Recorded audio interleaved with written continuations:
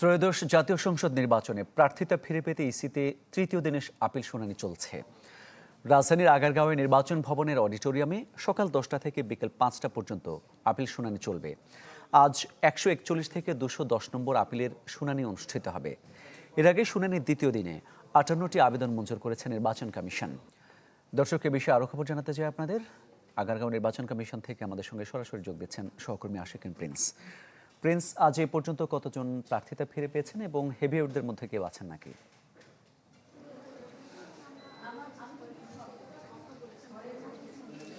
মামুন, আজকে 70টি আপিল নিষ্পত্তি করা হবে। এরই মধ্যে সকাল 10টা থেকে আপিল শুনানি কার্যক্রম শুরু হয়েছে। যতটুকু তথ্য আমরা পাচ্ছি সেখানে দেখা যাচ্ছে যে 10টির বেশি আপিল নিষ্পত্তি করেছেন প্রধান নির্বাচন কমিশনার সহ অন্যান্য কমিশনাররা। তবে এর মধ্যে কিছু আপিল নামঞ্জুর হয়েছে এবং কিছু আপিল মঞ্জুর হয়েছে। তো শুরুর দিকে সুনামগঞ্জ 5 আসনে জাতীয় পার্টির জাহাঙ্গীর আলমের যে মনোনয়ন রিটার্নিং কর্মকর্তা বাতিল করে দিয়েছিলেন, তার প্রেক্ষিতে তিনি আপিল করেছিলেন। সে আপিলটি নামঞ্জুর হয়েছে সকালেই। এছাড়া গণফ্রন্টের একজন প্রার্থীর আপিল মঞ্জুর হয়েছে। এছাড়া গণ অধিকার পরিষদের একজন প্রার্থীর আপিল মঞ্জুর হয়েছে। এছাড়া বেশ কিছু প্রার্থীর আপিল নামঞ্জুর হয়েছে। তো যাদের আপিল নামঞ্জুর হয়েছে তাদের বেশিরভাগ ক্ষেত্রেই কারণ হিসেবে দেখানো হচ্ছে যে 1% ভোটারের সমর্থনের যে আইনি বাধ্যবাধকতা রয়েছে, সেই আইনি বাধ্যবাধকতা পূরণ করতে পারেনি প্রার্থীরা। Furniture just smarter, JMG furniture.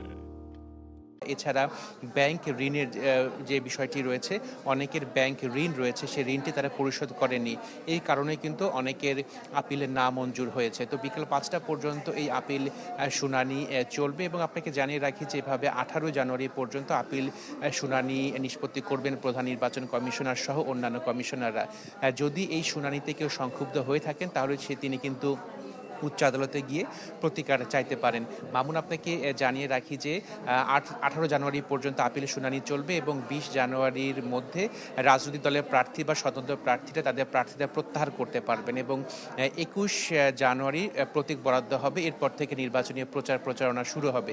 তো এখন পর্যন্ত যাদের মনোনয়ন বৈধ হয়েছে বা আপিল মঞ্জুর হয়েছে তারা সবাই বলছেন যে নির্বাচনের পরিবেশ ভালো, তবে আইনশৃঙ্খলা পরিস্থিতি উন্নতি হওয়া দরকার বলে তারা দাবি করছেন। মামুন, ধন্যবাদ আপনাকে।